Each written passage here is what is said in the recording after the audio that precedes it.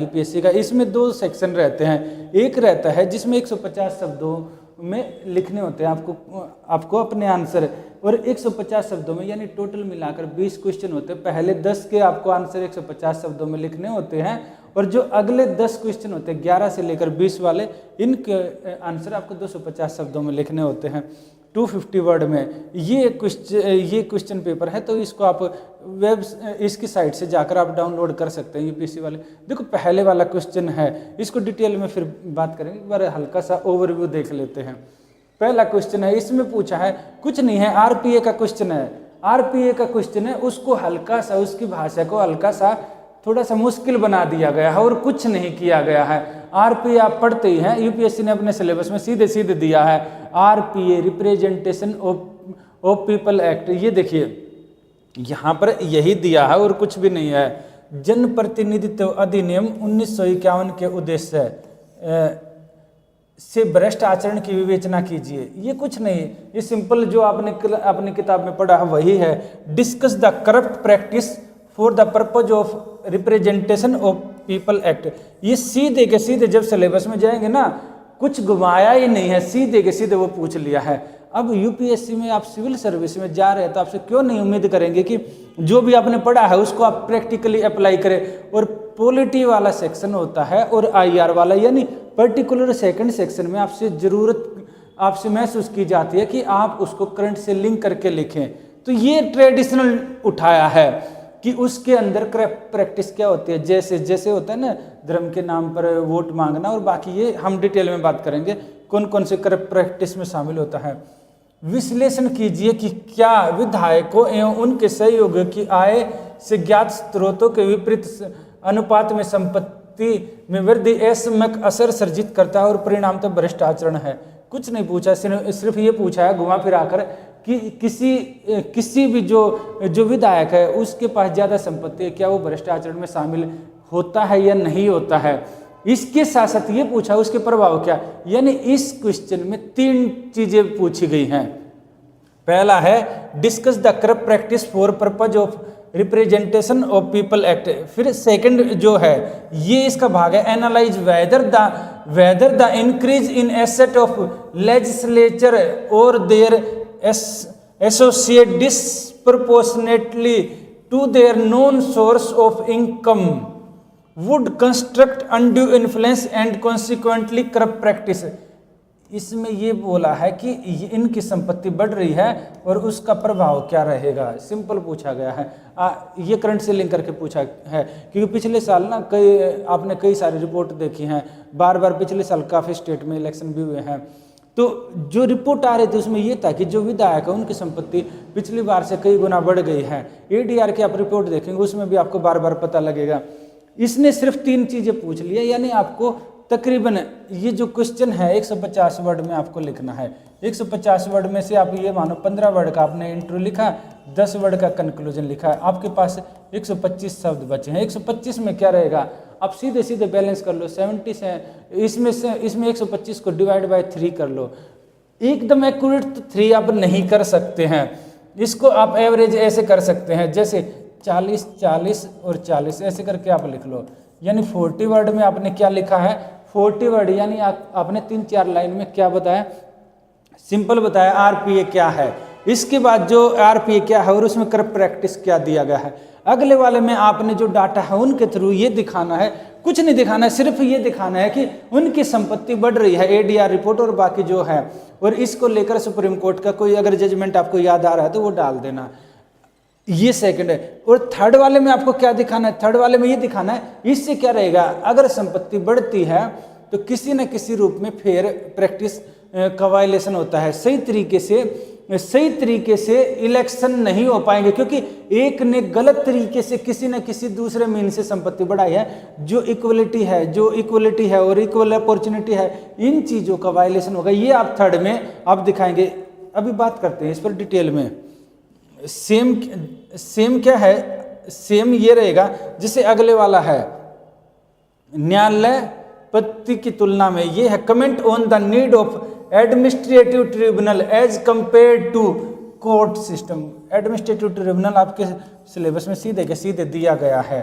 ये बोल रहे हैं कि जो इसके ऊपर कमेंट करना है प्रशासनिक ट्रिब्यूनल के ऊपर, ये इसलिए बनाए जाते हैं। देखो हम जब जुडिशरी की बात करते हैं, कोर्ट सिस्टम का कुछ नहीं, यहाँ पर सिंपल बात की गई है जुडिशरी की जगह हमने जब बात करते हैं सेपरेशन ऑफ पावर जो मोंटेस्क्यू का है, उसमें क्या देखते हैं, ये देखते हैं 3 चीजें देखते हैं, लेजिस्लेटिव, एग्जीक्यूटिव और जुडिशरी। हमने क्या किया, सही गलत का फैसला करने के लिए जुडिशरी बनाई, और जुडिशरी इसका काम होता है जजमेंट पास करना, यानी कि जस्टिस प्रोवाइड करना। हमने क्या करना शुरू कर दिया, जुडिशरी के साथ साथ ट्रिब्यूनल बनाने शुरू कर दिए। जैसे आप कैट से लेकर कई तरह के ट्रिब्यूनल देखते हैं, तो जो ट्रिब्यूनल बनाने लगे, इसमें क्या हो गया, इसमें एग्जीक्यूटिव पावर होती है ना और जुडिशरी पावर, ये मिक्स हो जाती हैं। आप एनजीटी देख लो या कोई भी देख लो, और जो जैसे कैट है, कैट में क्या हो गया, प्रशासनिक अधिकारी है, इसमें ये क्या करते हैं, यही फैसले देते हैं। फैसला देना काम है जुडिशरी का, दे कौन रहे हैं, प्रशासनिक अधिकारी। इसके अलावा जैसे फिल्म सर्टिफिकेट बोर्ड है और कई तरह के जो बनाए हुए हैं, जो ट्रिब्यूनल और जो बॉडी बनाए हैं, वो काम क्या कर रहे हैं, काम जुडिशरी का कर रहे हैं, पर बनाए कहाँ है, यहाँ पर बना रखे हैं। क्वेश्चन इसी से है, क्योंकि पिछले साल एक ट्रिब्यूनल को लेकर रिफॉर्म एक्ट आया था, उसी को कुछ नहीं, वो करंट का एक्ट था, पुराना ट्रिब्यूनल उठाया, दोनों को मिक्स करके क्वेश्चन बना दिया है। अब यहाँ पर आपसे ये उम्मीद की जा रही है कि जो आपने किताब में पढ़ा है और जो करंट में पढ़ रहे हैं, उन दोनों को लिंक करके लिखिए। इसके अलावा तीसरी कोई चीज पूछी नहीं जा रही, यही तो है ना। Comment on need of administrative tribunal as compared to court system, assess the impact of recent tribunal reform through rationalisation of tribunal made in. इसमें क्या है, रेशनलाइजेशन किया गया है, उसमें कुछ सुधार की बात की गई थी, तो उसके अलावा उससे क्या अच्छी चीजें होंगी। कमेंट है तो कमेंट होगा, तो कमेंट में क्या रहेगा यहाँ पर इसका, और साथ में असेस यानी मूल्यांकन, उसकी अच्छी बातें बतानी है, साथ में कुछ चैलेंज है, अब बताएंगे। सेपरेशन ऑफ पावर तो कहीं नहीं दिखाई दे रहा है, तो आप ये चीजें बताएंगे, कोर्ट का आप केस का यहाँ पर बताते हुए उसको एंड कर देंगे। सिंपल है। हिंदी वालों में क्या है, हिंदी में हल्का सा, हिंदी को कुछ नहीं, हिंदी को थोड़ा सा बोलते हैं ना, शुद्ध की बजाय विशुद्ध बना देते हैं, और कुछ नहीं होता है। आप अगर हिंदी में नहीं आ रहा तो हल्का सा उसका इंग्लिश वाला वर्जन देख ले, कुछ नहीं समझ में आ रहा है उसको स्किप करके आप पढ़ ले। आयोग कभी भी ना ऐसा नहीं चाहता कि वो आपको बहुत ज्यादा हिंदी का प्रकांड विद्वान बनाने की कोशिश करा। आयोग क्या करता है, आयोग सिंपल क्वेश्चन पूछता है, सिंपल क्वेश्चनों में बस थोड़ी सी हिंदी को शुद्ध कर देता है। तो आपसे इतनी तो उम्मीद की जाएगी अगर आप यूपीएससी में जा रहे हैं, तो अगर इतना भी उम्मीद नहीं करेंगे तो फिर तो चीज़ें थोड़ी गड़बड़ हो जाएंगी ना। हिंदी में पूछा हुआ है, न्यायिक पद्धति की तुलना में प्रशासनिक अधिकरणों की आवश्यकता पर टिप्पणी कीजिए। न्यायिक पद्धति कुछ नहीं है जुडिशरी के बारे में, इनकी जगह ये क्यों इनकी आवश्यकता है, भाई क्यों जरूरत है, इससे क्या होगा, इससे जो बोझ है न्यायपालिका के ऊपर, पहले कई करोड़ केस जो पेंडिंग है उनका बोझ कम हो जाएगा। अगर ये सुधार ये यहाँ से फैसले हो जाएंगे तो ज़्यादा अच्छा है। और बाकी और पॉइंट लिख देना। इसके अलावा क्या है, 2021 में अधिकरणों के वृद्धि पर पुनर्गठन द्वारा किए गए नूतन अधिकरण सुधारों के प्रभाव का मूल्यांकन कीजिए। घुमा फिरा के वही बात है ना, जो आपने सुधार के प्रयास किए गए उससे क्या फायदा होगा, क्या नुकसान होगा, सिंपल यही पूछा है। अगला जो क्वेश्चन है, तीसरे वाला क्वेश्चन है, इसमें ये भी सिंपल ही क्वेश्चन है। इसमें है compare and contrast the president power to pardon in India and in USA. देखो ये आपसे क्वेश्चन पूछ, ऐसे नहीं होता आपसे ना कोई क्वेश्चन ना ऐसे आलतू फालतू नहीं पूछे जाते, इस चीज़ को याद रखना। ये नहीं होगा कि आपसे उठा के कुछ भी मुंह उठाया पूछ लिया, ऐसे नहीं रहता। क्वेश्चन आपसे ना वो पूछे जाते हैं। अगर मैं है, मान लो मैं पेपर बना रहा हूँ यूपीएससी में, वैसे मैं नहीं बनाता हूँ, अगर मैं बना रहा हूँ तो क्या रहेगा, तो वहाँ पर ये रहता है कि ये सोचा जाता है कि इस साल क्या चर्चा में है, और स्टूडेंट से पूछा क्या जाएगा, पूछा ये जाता है कि जो आपने पढ़ा है उसको आप कितना करंट में अप्लाई कर पा रहे हैं, बस यही होता है। और करंट में अप्लाई करने का मतलब होता है कि जो इस साल चर्चा में है उसके आसपास की चीज़ें पूछना ज़्यादा अच्छा है। अगर आप सारे के सारे यही सोचकर जा रहे हैं कि भाई सारा का सारा करंट से अप्लाई करके पूछेगा, तो अगर एग्जामिनर ये भी तो सोचेगा भाई आपको ट्रेडिशनल चीज़ें भी तो आती है या नहीं, वो भी तो जानेगा ना। तो कुछ चीज़ें ट्रेडिशनल डाल देगा, कुछ करंट से लिंक करके डाल देगा। यहाँ आयोग में यही होता है, इसके अलावा कोई खेल होता ही नहीं है। आपसे पीएचडी नहीं करवाई जाती है इधर। यहाँ compare and contrast the president power to pardon in India and in USA. यहाँ पर क्या है, भारत और अमेरिका में राष्ट्रपति की शक्तियों के बीच में तुलना की गई है। पहले भी आया हुआ है, अलग अलग आयोग में कई बार पूछा हुआ है। भारत और अमेरिका के राष्ट्रपति के बीच में तुलना बहुत बार पूछी जाती है। इसमें क्या कर दिया, इसमें सिर्फ ये किया है उसकी जो शक्तियां हैं, और शक्तियों में भी कौन सा कर दिया, इसमें उसकी है पार्डन पावर, यानी कि उसकी दया की, माफ करने की शक्तियां। भारत और संयुक्त राज्य अमेरिका की क्षमा करने की राष्ट्रपति की शक्तियों की तुलना कीजिए, बस तुलना करवाई गई है। और इसके अलावा और क्या है, और ये क्यों करवाई गई है, देखिए अमेरिका के राष्ट्रपति आजकल काफ़ी चर्चा में है, और ये पिछले साल भी काफ़ी चर्चा में थे, तो इसलिए ये क्वेश्चन बन जाता है। इसके साथ है विषमताओं को स्पष्ट कीजिए, तुलना कीजिए, और लिमिटेशन क्या है, देखो हम एक डेमोक्रेसी है, और डेमोक्रेसी में क्या रहता है, हमारे जो प्रेसिडेंट ऑफ इंडिया है उनकी पावर लिमिट हो जाती है। क्यों? क्योंकि प्राइम मिनिस्टर है, प्राइम मिनिस्टर की सलाह पर काम करते हैं, वहां पर इस तरह की नहीं है। बाकी जैसे इंडिया में क्या रहेगा, इंडिया में जो राष्ट्रपति की शक्तियां हैं, इंडिया में राष्ट्रपति की शक्तियां सैन्य न्यायालय को माफ कर सकता है, अमेरिका में तो संघीय कानूनों से संबंधित रहेगी। तो इस तरह का एक बेसिक कंपैरिजन करना है। Are there any limit in both of the country, बिल्कुल लिमिट है दोनों के। क्या दोनों देशों में इसकी सीमाएं हैं? बिल्कुल है। अगर आप कोर्ट के जजमेंट देखेंगे तो कोर्ट ने क्या बोला है, अपने अलग अलग जजमेंट में यही बोला है कि जो इंडिया में राष्ट्रपति की शक्तियां हैं, अमेरिका में भी कुछ इसी तरह का बोला गया है, वो दूसरे सेंस में बोला गया है। क्या कि इंडिया में जो राष्ट्रपति की शक्तियां हैं ये मनमर्जी की नहीं है। ऐसा नहीं है कि राष्ट्रपति किसी को भी मनमर्जी से किसी को माफ कर सकता है। राष्ट्रपति की मनमर्जी यानी कि प्रधानमंत्री की मनमर्जी, वो आप पढ़ेंगे ना, जब आप आर्टिकल 74, 74 और 75 पढ़ेंगे तो आपको खुद ही क्लियर हो जाते हैं वहां पर।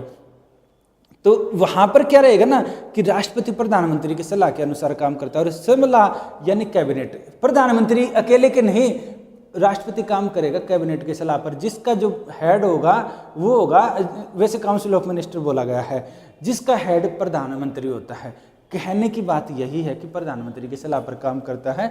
तो इसको लेकर क्या बोला गया है, ये बोला गया है कि ये है जुडिशियल रिव्यू के अंदर आती है, न्यायिक समीक्षा के अंदर आएगी अगर मनमर्जी से माफ करना शुरू कर देता है। तो यहाँ पर है सिंपल यही चीजें पूछी गई है। अग्रिम माफी क्या होती है? अग्रिम माफी ये होती है, ये प्रिम्पटिव पार्डन होती है, यानी किसी को न्यायालय में कोर्ट में केस चल रहा है और उससे पहले उसको माफ कर देना, उसको अग्रिम माफी बोला जाता है। जैसे अमेरिका में था वाटरगेट जो स्कैंडल था, उससे पहले अमेरिका के राष्ट्रपति को माफ कर दिया था। तो ये आप इस तरह का देखकर, इस तरह का लिख के कंप्लीट कर दे। बहुत ज़्यादा आपको रॉकेट साइंस और बहुत ज़्यादा ऐसा नहीं लिखना है, पता लगा इसमें लिखते रहेंगे। बेसिक चीज़ें और कुछ एग्जाम्पल कोर्ट केस के साथ लिखेंगे, आपके नंबर पूरे आ जाएंगे। नंबर नहीं कटते हैं, अननेसेसरी नहीं कटेंगे, उल्टा सीधा लिखेंगे तभी कटेंगे। यानी इसमें क्या पूछा गया है, पहला सेंटेंस, दूसरा लगभग 3 पूछे जा रहे हैं। एनालाइज, यूपीएससी में नहीं ये देखा जाता है कि आप चीज़ों को कितना एनालाइज कर सकते हैं, कितने अच्छे से चीज़ों को समझ सकते हैं, और उनको, क्योंकि एक एडमिनिस्ट्रेशन है ना, उसके अंदर ये क्वालिटी होती है, और जो एडमिनिस्ट्रेशन के अंदर ये चीज़ें पाई जाती है, और एक एडमिनिस्ट्रेटर में भी ये क्वालिटी होती है कि आप चीज़ों को कितना रैशनल तरीके से समझ सकते हैं, उनको कितना एनालाइज कर सकते हैं। यही चीज़ें यहाँ पूछी जा रही हैं। अगला है जम्मू कश्मीर पुनर्गठन अधिनियम 2019 के बाद जम्मू कश्मीर विधानसभा की प्रकृति का विवेचन कीजिए। Discuss the nature of Jammu and Kashmir legislature assembly after Jammu and Kashmir reorganisation act 2019। ये बोल रहे हैं कि 2019 में ना हम देखते हैं कि जम्मू कश्मीर के अंदर से 370 जो आर्टिकल है, इसके कुछ प्रोविजन हटा दिए गए थे। 370 नहीं हटाया गया है। 370 का एक पार्ट ये बोलता है कि जम्मू कश्मीर इंडिया का इंटीग्रल पार्ट है, उसको कैसे हटा देंगे। अगर कोई ये बोल रहा है कि 370 हटा दिया गया तो वो पूरी तरह से सत्य नहीं है, उसके कुछ पार्ट हटाए गए हैं। तो जो कुछ पार्ट हटाए गए हैं, इसके 3 पार्ट थे, 2 हटा दिए गए हैं। इसके बाद क्या किया ना, जम्मू कश्मीर था, जम्मू कश्मीर को 2 हिस्सों में बांट दिया था। एक तरफ तो जम्मू एंड कश्मीर हो गया, दूसरी तरफ हम देखते हैं लद्दाख हो गया। और जम्मू कश्मीर में क्या किया ना, कुछ कुछ ये बना, जम्मू कश्मीर होगा और जम्मू कश्मीर को यूटी बना दिया, यानी लद्दाख और इन दोनों को यूटी बना दिया। पर जो जम्मू कश्मीर वाला एरिया है ना, उसके अंदर जैसे दिल्ली है, पुडुचेरी है, इसी की तरह एक स्टेट लेजिस्लेटिव असेंबली बना दी। और जो स्टेट लेजिस्लेटिव असेंबली यानी राज्य की विधायिका बना दी, उसी से संबंधित ये क्वेश्चन आया हुआ है। क्वेश्चन यही है कि जम्मू कश्मीर विधानसभा की प्रकृति का विवेचन कीजिए। प्रकृति का मतलब है कि उसको ना कंपेयर कर देना आप, जैसे दिल्ली के गवर्नर को ज़्यादा पावर है या वहाँ के, आप देखेंगे ना वहाँ के गवर्नर को ज़्यादा पावर दी गई है। तो इस तरह की चीज़ें ना आप यहाँ पर लिख सकते हैं। केंद्र शासित प्रदेश जम्मू कश्मीर की विधानसभा की शक्तियाँ और कार्यों का वर्णन कीजिए। ये आप यहाँ पर बताएंगे कि उसकी क्या क्या कार्य हैं और उसकी क्या क्या उसके कार्य बताने हैं और उसकी पावर है, उसकी नेचर की भी ठीक है, उसका 5 साल का कार्यकाल होता है, वो सारी चीज़ें आपको बताना है। ये बताते हुए आपको क्या करना है, अलग अलग से कंपेयर करके यहाँ कंक्लूजन कर देना है। ज़्यादा इसमें कुछ लिखने की जरूरत नहीं है। और पावर क्या होगी, पावर के अंदर सीधा आ जाएगा ना, आप जो स्टेट में रहता है भाई, स्टेट जो मैटर है उन पर कानून बना सकती है, जो आपके कंकरेंट लिस्ट है राज्य सूची और समवर्ती सूची के विषयों पर कानून बना सकते हैं, ये चीज़ें इधर आ जाएंगी। अगला क्या है, अगले वाला जो है ये वाला क्वेश्चन है, भारत का महान्यायवादी अटॉर्नी जनरल के ऊपर पूछा गया। ये तो बहुत बार पूछा गया है, यूपीएससी ने पहले भी पूछा था, एक बार तो आर्टिकल 79 ऐसे कैसे सीधे के सीधे पूछ लिया था, हल्का सा घुमाकर। ये है, the attorney general of India play a crucial role in guiding the legal framework of union government and ensuring sound governance through legal counsel, discuss the responsibility right and limitation in this regard. ये बोल रहा है भारत का जो महान्यायवादी है, केंद्र सरकार के कानूनी ढांचे का मार्गदर्शन करने और कानूनी परामर्श के माध्यम से ठोस शासन सुनिश्चित करने में भूमिका निभाता है। यानी कि एक लंबी सी राम कहानी के द्वारा यही बोला गया है कि ये क्या है, ये सरकार का एडवाइजरी के रूप में काम करता है, सरकार के केस लड़ता है सुप्रीम कोर्ट और बाकी जगह, और सरकार को साथ साथ एडवाइजरी प्रोवाइड करता है। ये यही बोला गया है। इस संबंध में उसकी जिम्मेदारी, उसके अधिकार और उसकी सीमाओं का, ये सिंपल है। ये आपको आर्टिकल 148 से स्टार्ट कर देंगे और आप यहाँ लिख देंगे। इसमें कोई, ये सीधे सीधे पूछा गया, ये ट्रेडिशनल क्वेश्चन है।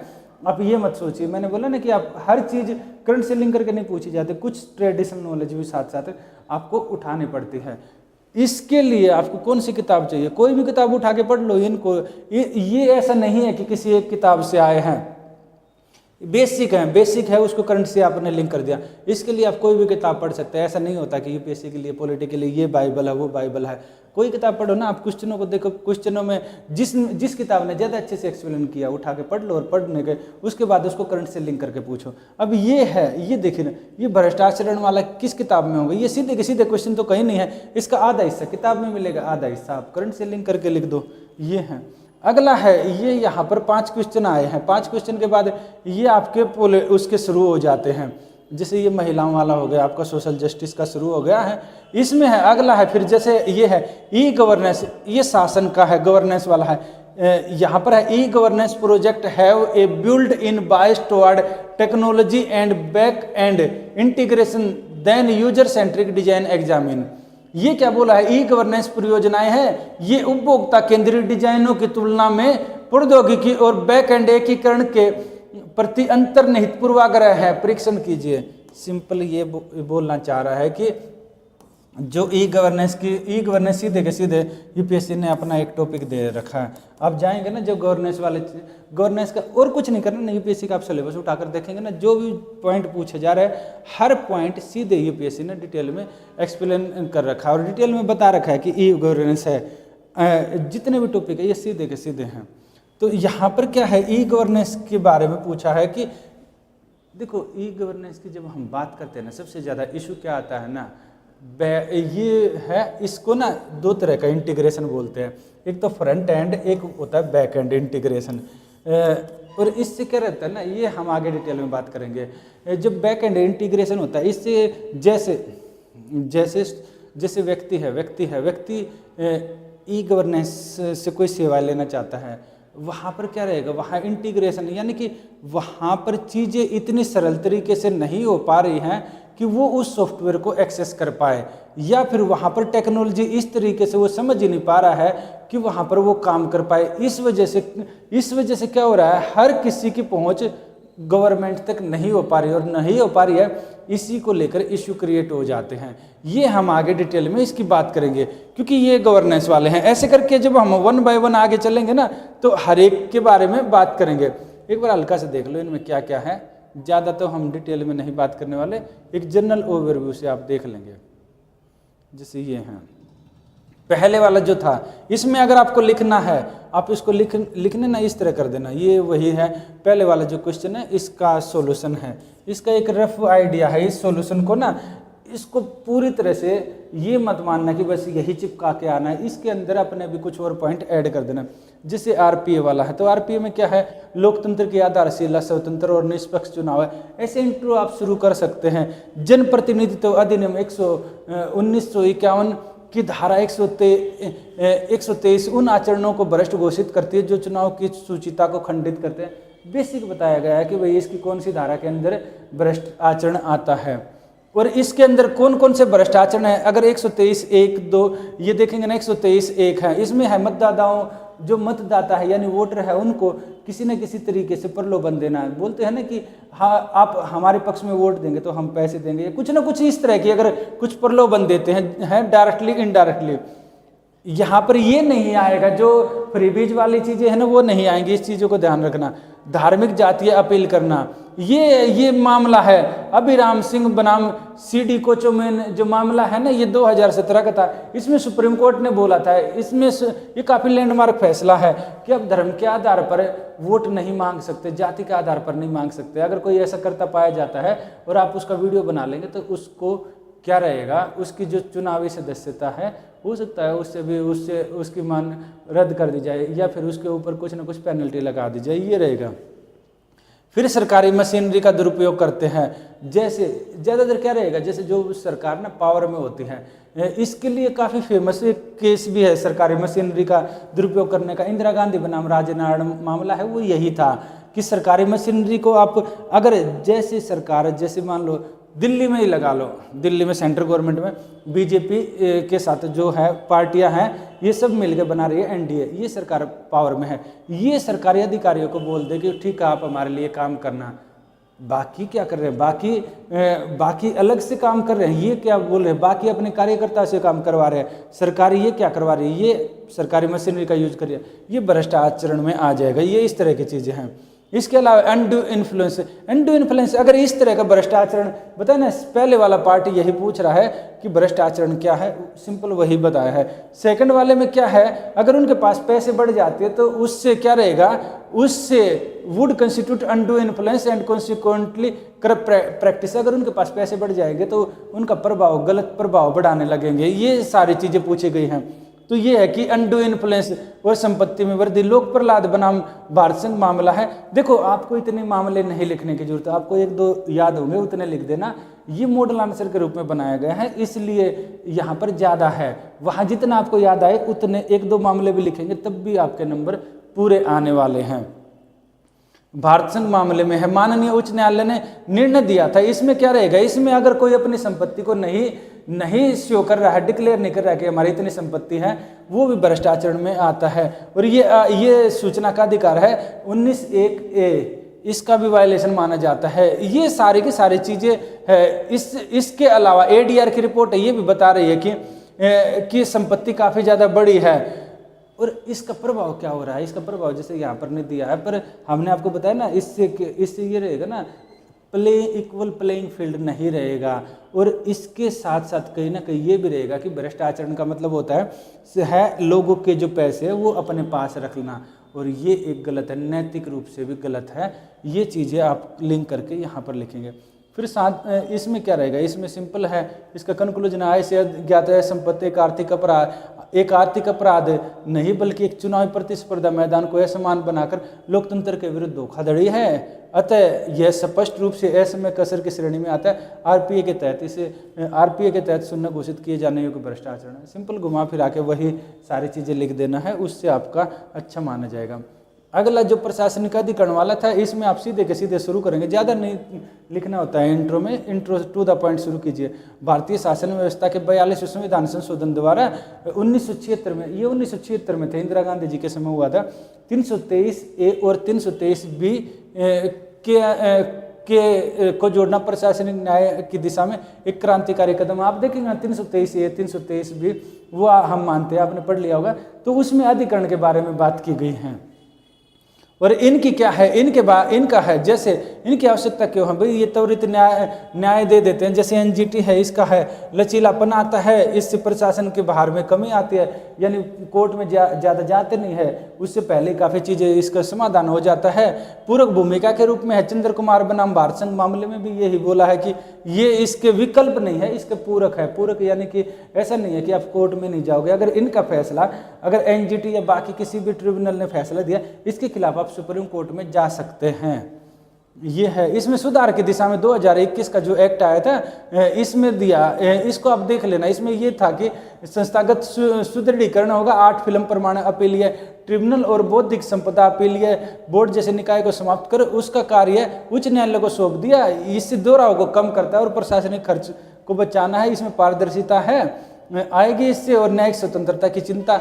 अच्छा, इससे क्या है ना, इसमें ये इशू वाले में आ जाएगा, ऊपर वाले पॉइंट आ जाएंगे इसके पॉजिटिव में, नीचे वाला पॉइंट आ जाएगा इसके मुद्दों में। यहाँ बीच में ना, जैसे यहाँ नहीं लिखा, आप लिख देना यहाँ पर, जैसे मुद्दे या चुनौतियाँ, यहाँ चुनौतियाँ या मुद्दे लिखेंगे, चुनौतियाँ या इश्यूज या चैलेंज ऐसे लिख के। इससे क्या रहेगा ना, इसमें मद्रास बार एसोसिएशन बनाम भारत संघ मामले में ये है, न्यायालय ने सदस्यों के 4 वर्ष के कार्यकाल और 50 वर्ष की जो सीमा लगाई है, न्यूनतम आयु सीमा, इस पर आपत्ति जताई है, ये बोला है। और बुनियादी ढांचे को चुनौती है, ये रहेगा। लास्ट में कंक्लूजन में आप फिर कंक्लूजन वही पॉजिटिव वाला रहता है ना आपका, यानी सकारात्मक। 2021 के सुधार अधिकरणों को अधिक उत्तरदायी बनाने का प्रयास है ये। जैसा कि जो विधि आयोग है, इसकी रिपोर्ट 255 संकेत करती है कि भारत को एक राष्ट्रीय अधिकरण आयोग की आवश्यकता है ताकि इन निकायों की स्वतंत्रता और दक्षता में, यानी कि ये बोल रहे हैं कि एक ऐसा आयोग बनाया जाए जो कि सभी अधिकरणों को देखे, क्योंकि कई तरह के ट्रिब्यूनल, काफ़ी ट्रिब्यूनल बनाए गए हैं इंडिया में, सबको देखने के लिए इसको एक सामान्य रूप से ये बोल सकते हैं सुपर ट्रिब्यूनल, जो अलग अलग ट्रिब्यूनल को देखे। जैसे ट्राई देखता है, ट्राई है ना, telephone regulatory authority of India, ये देखता है बाकी कंपनियों के मामलों को। इसके अलावा है अगला जो क्वेश्चन था, इसमें भारत और अमेरिका वाला था। भारत अमेरिका के जो राष्ट्रपति हैं, इनकी जो शक्तियों की तुलना करनी है और उनकी स्पेसिफिक दिया है पार्डन पावर की, और ये बोला है कि प्रिमिटिव पार्डन है। राष्ट्रपति की समाधान शक्ति का उद्देश्य सिर्फ ज़्यादा नहीं लिखना है, छोटे क्वेश्चन है तो आपको जो इंट्रो लिखना है छोटा ही लिखना है, कंक्लूजन भी आपको छोटा ही लिखना है। राष्ट्रपति की समाधान शक्ति का उद्देश्य न्यायपालिका की मानवीय त्रुटियों को सुधारना और न्याय को दया के साथ संतुलित करना है। इसके संवैधानिक आधार आर्टिकल 32 में दिया है। इसमें कार्यकारी प्रकृति की है, केंद्रीय मंत्रिमंडल की सलाह पर कार्य करते हैं। अमेरिका में क्या है, आर्टिकल 2 में, सेक्शन 2 में है, इसमें है ये अत्यंत व्यापक और पूर्ण है, एब्सोल्यूट है। इसके प्रयोग के लिए किसी की सलाह जो जरूरी नहीं है, क्योंकि भारत में जरूरी है, यहाँ नहीं है। इसके अलावा सैन्य न्यायालय में भारत में इसको माफ कर सकते हैं, अमेरिका ये संघीय मामलों में रहता है। सीमाओं में क्या है, सीमाओं में ये दिया है, पहले था कि दोनों की तुलना करनी थी, फिर सीमाएं है। इसी क्वेश्चन में हमने अभी आपने देखा होगा कि हमने थोड़ी देर पहले अभी इसके बारे में चर्चा भी की थी। जो मारू, ये भारत में मारू बनाम भारत संघ मामला है, और इसके अलावा अपूर्व सुधाकर बनाम आंध्र प्रदेश मामला है 2006 का है। इसमें सुप्रीम कोर्ट ने यही बोला है कि ये मनमाना नहीं है, ये जुडिशियल रिव्यू के अंदर आता है। अमेरिका में है एक्सपर्ट जो गार्डलैंड मामला है, इसमें भी समा केवल संघीय अपराधों तक सीमित है, ऐसा नहीं है कि स्टेट के। देखो वहाँ का ना, वहाँ अलग तरह का रहता है सिस्टम, वहाँ संघ के मामले जैसे इंडिया में रहते हैं ना, इंडिया में सेंटर और स्टेट 2 तरह है। अमेरिका में भी 50 राज्य हैं और इंडिया में 28 राज्य हैं, 28 स्टेट है। तो जो वहाँ जो सेंटर के हैं ना, सेंटर के मामले वहाँ पर अलग रहते हैं और स्टेट के पास अलग पावर रहती है, और दोनों के बीच में ना बैलेंस सा बना रहता है। यहाँ देखेंगे, यहाँ तो जो राज्य हैं उनका एग्जिस्टेंस, उनका अस्तित्व, ये आप देखेंगे ना, आर्टिकल 3 है संविधान का, जो अनुच्छेद 3 है, उसमें सेंट्रल गवर्नमेंट के ऊपर डिपेंड करता है, पार्लियामेंट के ऊपर। यानी कि यहाँ अमेरिका में ऐसा नहीं है। तो ये यहाँ पर ये दिया है कि वहाँ राज्यों को भी अच्छी खासी पावर है, ये सेंटर के मामलों तक ही सीमित है। ये प्रिमिटिव पार्डन है, अग्रिम माफी है। अग्रिम माफी का यहाँ है गेराल्ड फोर्ड का वाटरगेट स्कैन, ये गेराल्ड फोर्ड ने दिया था वाटरगेट कांड में, ये रिचर्ड निक्सन को ये माफी दे दी थी, ये यहाँ पर दिया गया है। अगला अगर आप कंक्लूजन में लिखेंगे तो है न्याय, भारत में विधि का शासन है और न्यायिक नियंत्रण सर्वोपरि है। वहीं अमेरिका में राष्ट्रपति की शक्ति उसकी व्यक्तिगत विवेकाधीन शक्तियों का हिस्सा है। विधि आयोग की 262वीं रिपोर्ट में भारत में दया याचिकाओं के त्वरित निपटारे पर जोर दिया गया है। ये सिंपल है, इसमें कुछ अलग नहीं है। और इसमें क्या था ना, एक राष्ट्रपति ने एक दूसरे राष्ट्रपति को माफ किया, ये ऊपर अमेरिका का यही केस है। इंडिया में ऐसा नहीं हुआ है अभी। अगला है जम्मू कश्मीर पुनर्गठन अधिनियम है, ये हमने बात की थी जम्मू कश्मीर और इसकी जो शक्तियां हैं और उसके बारे में बताना था। ये जम्मू कश्मीर का है, इसका स्वरूप क्या है, 239A के अंदर है, विधानसभा वाला प्रदेश है, उपराज्यपाल है, इसकी शक्तियां ज़्यादा हैं, सीटों का रिजर्वेशन 1/3 सीटों का रिजर्वेशन है। ये नारी शक्ति वंदन अधिनियम पारित किया गया था। नारी शक्ति वंदन अधिनियम ये बोलता है कि लोकसभा और विधानसभाओं में, यानी कि जो आपकी पार्लियामेंट है ना, पार्लियामेंट का lower house, Lok Sabha upper house में नहीं है, ये याद रखना, लोअर हाउस में, यहाँ नहीं दिया गया पर आपको लिखना नहीं है पेपर में, अभी इससे लिंक नहीं है, एक्सप्लेन के लिए बता रहा हूँ। जो अपर हाउस है ना वहाँ नहीं है, लोअर हाउस में। इसके अलावा स्टेट लेजिस्लेटिव असेंबली जो विधानसभा है ना वहाँ पर है, विधान परिषद में नहीं है, यानी 2 जगह है। तो ये यहाँ पर वही दिया, 1/3 जो रिजर्वेशन है ये है विधानसभा में और SC ST का रिजर्वेशन ये दिया गया है, यानी कि ये उसकी नेचर बता दिया है। इसके अलावा शक्तियाँ विधायी सीमा है, राज्य सूची और समवर्ती सूची पर कानून बना सकती है। पब्लिक ऑर्डर और पुलिस है, जैसे कि दिल्ली में भी है ना, ये लेफ्टिनेंट गवर्नर के हाथ में है, CM यहाँ पर है। वित्तीय शक्तियाँ, बजट पारित करने की शक्तियाँ हैं। इसके अलावा है कि न्यायिक सुप्रीम कोर्ट का जो डिसीजन था 2023 का था, इसमें था अनुच्छेद 370 मामले में सुप्रीम कोर्ट ने पुनर्गठन अधिनियम की वैधता बरकरार रखी और स्पष्ट किया कि केंद्र शासित प्रदेश के रूप में जम्मू कश्मीर का दर्जा अस्थायी है, इसी राज्य का दर्जा बहाल किया जाए। यानी कि ये बोल रहे हैं, ये कोर्ट ने भी ये बोला कि अस्थायी टेम्परेरी है, ऐसा नहीं है कि दिल्ली की तरह आप इसको परमानेंट स्टेट बना दो हमेशा के लिए, नहीं। अभी ये बोल रहे हैं कि जब चीज़ें ज़्यादा नॉर्मल हो जाएंगी, एकदम सारी चीज़ें ठीक हो जाएंगी, तब बार बार माननीय गृह मंत्री जी ने भी ये बोला है कि उसको जम्मू कश्मीर को हम स्टेट बना देंगे जब चीज़ें ठीक हो जाएंगी। ये यहाँ पर यही बातें हो रही है। आधिकारिक संदर्भ और वर्तमान स्थिति में ये है कि डिलिमिटेशन कमीशन है, ये सिंपल बातें की गई है, इसकी है कि 83 से बढ़ाकर 90 कर दी, ये बेसिक बातें हैं। अगला जो हमारा है यहाँ पर कंक्लूजन में लिख सकते हैं, वर्तमान में जम्मू कश्मीर विधानसभा की प्रकृति सीमित संप्रभुता वाली है, जहाँ वह स्थानीय मामलों के लिए कानून बना सकते हैं, वहीं सुरक्षा और पुलिस व्यवस्था पर केंद्र का पूर्ण नियंत्रण है। पूर्ण नियंत्रण सहकारी संघवाद और राष्ट्रीय अखंडता के बीच एक संतुलन है। आप एक मतलब पॉजिटिव एंड के साथ आप इसको कंक्लूड कर सकते हैं।